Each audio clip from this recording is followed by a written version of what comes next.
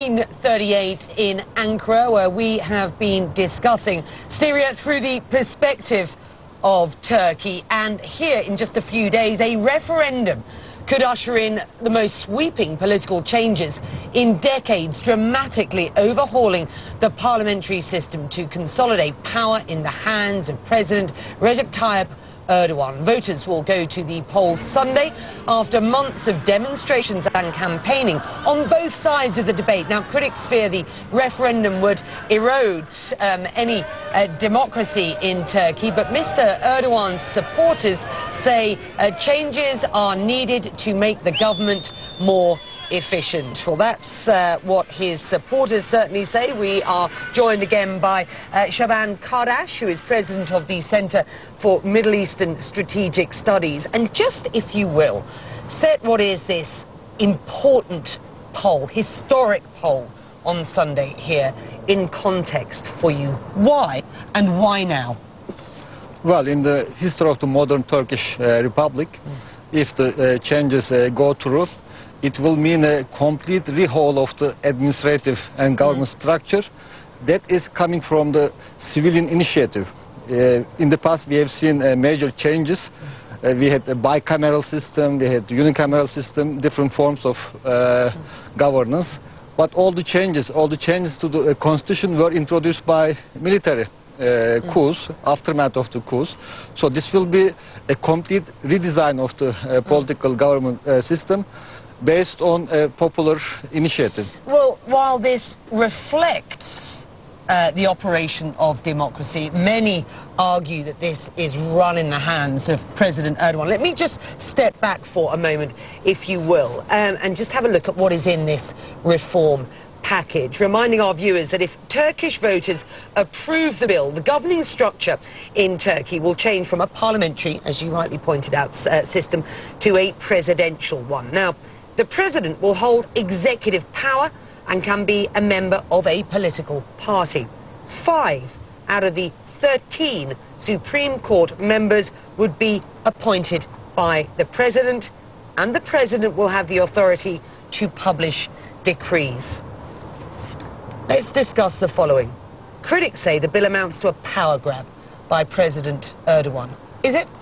No, I don't think so. I mean, you should put it in context based on the current political system in which the executive has certain powers versus with the new system.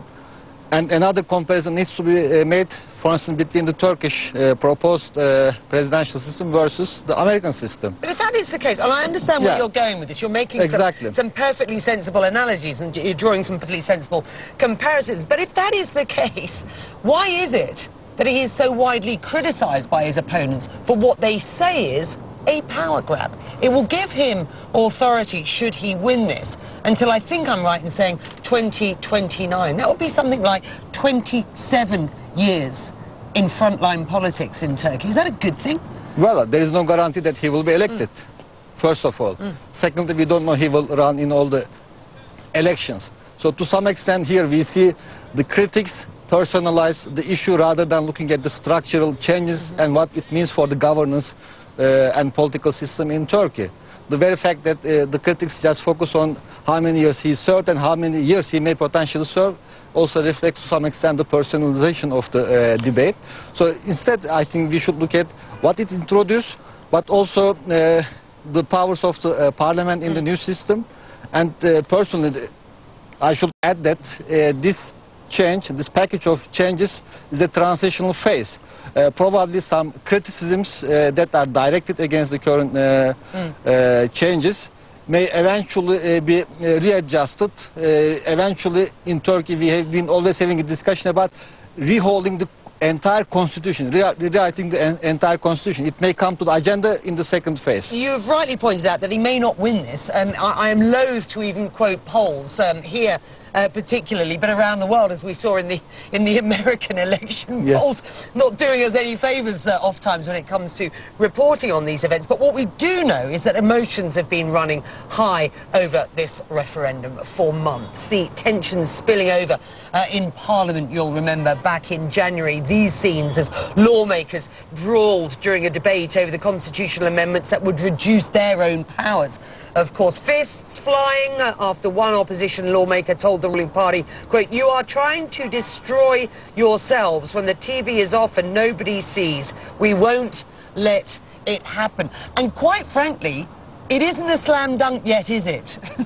It really isn't. I mean, this is not wrapped up for President Erdogan with, what, four or 5 days to go. Well, I mean, when we look at the recent trends, I think now we can say that the likelihood of yes vote is bigger than a tie.